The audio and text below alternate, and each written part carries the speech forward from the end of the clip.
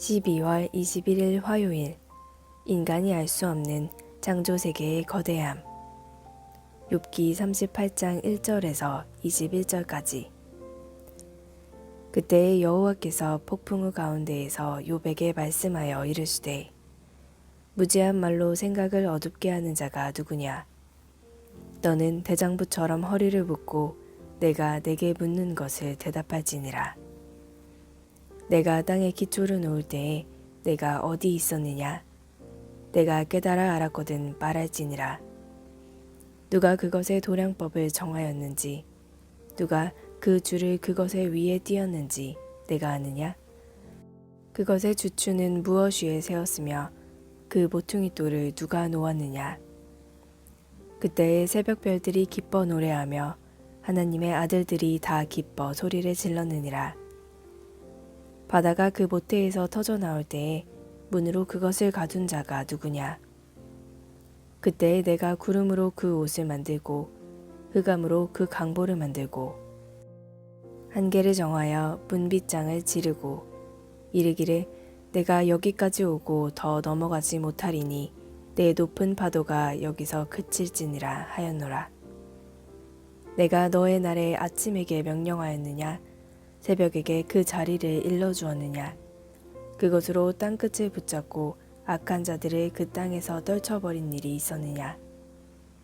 땅이 변하여 진흙에 인친 것 같이 되었고 그들은 옷같이 나타나되 악인에게는 그 빛이 차단되고 그들이 높이 든 팔이 꺾이느니라. 내가 바다의 샘에 들어갔었느냐? 깊은 물 밑으로 걸어다녀 보았느냐? 사망의 문이 내게 나타났느냐? 사망의 그늘진 문을 내가 보았느냐? 땅의 너비를 내가 측량할 수 있느냐? 내가 그 모든 것들을 다 알거든 말할지니라. 어느 것이 광명이 있는 곳으로 가는 길이냐? 어느 것이 흑암이 있는 곳으로 가는 길이냐?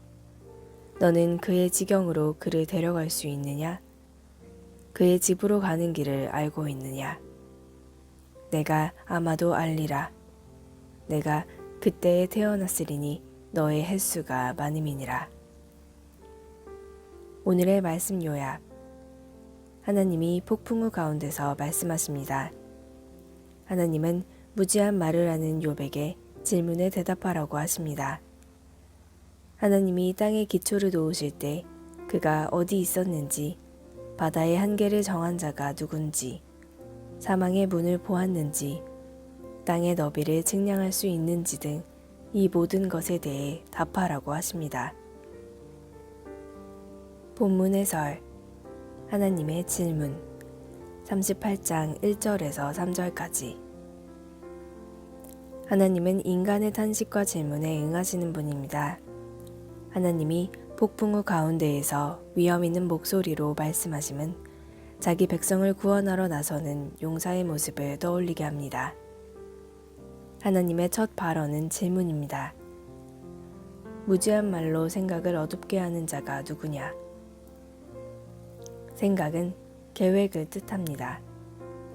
창조세계는 하나님의 계획과 의도에 따라 주도 면밀하게 만들어졌습니다. 이 질문에서 하나님은 무지한 말로 그분의 계획을 어둡게 하는 사람의 능력을 문제 삼으십니다. 하나님의 계획과 인간의 무지가 대립됩니다. 욥은 이제 하나님 앞에서 질문하는 자가 아니라 질문당하는 자로 섭니다. 하나님이 친히 현현에 말씀하신 것은 욥에게 어떤 의미가 있나요? 고통 가운데서 괴로워할 때 하나님은 내게 어떻게 다가오셨나요? 창조세계의 정교함과 거대함 38장 4절에서 21절까지. 하나님은 세계 창조와 관련된 다양한 질문과 진술을 쏟아놓으십니다.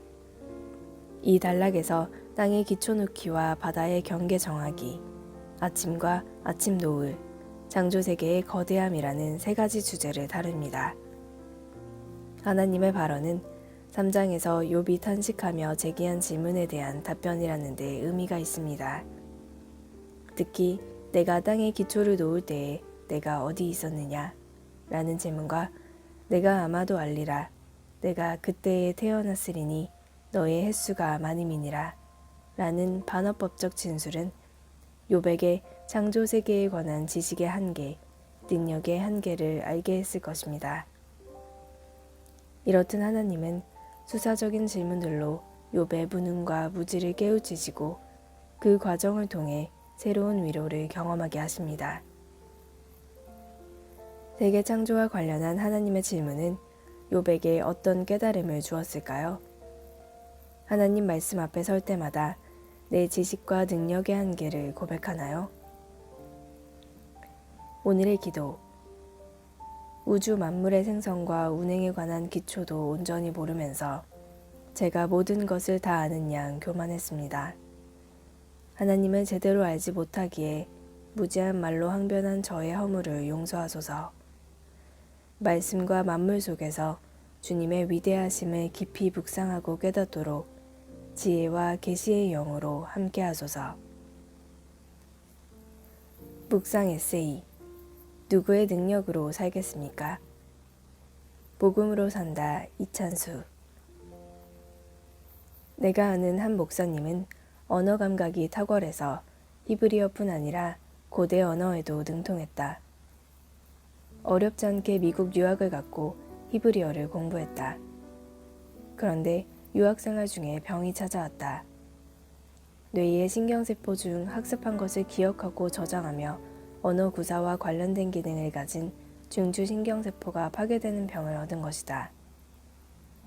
열심히 공부해서 지식을 머릿속에 넣어두었는데 그것들이 다 사라지게 된 것이다. 하는 수 없이 중도의 공부를 포기하고 한국에 돌아온 그 목사님을 만났다. 어떤 경우에는 그분 자신이 강단에 서서 설교를 할 때 바로 앞단락 내용조차 기억이 안 난다고 했다. 그 목사님을 위로하느라 이런 말을 했다. 정말 어떻게 이런 일이 있을 수 있습니까? 너무 안타깝고 억울한 병입니다. 그랬더니 목사님이 의외의 이야기를 했다. 아닙니다. 저는 지금 이 과정이 하나님께 참으로 감사합니다. 그러면서 자신이 왜 감사하는지를 설명했다.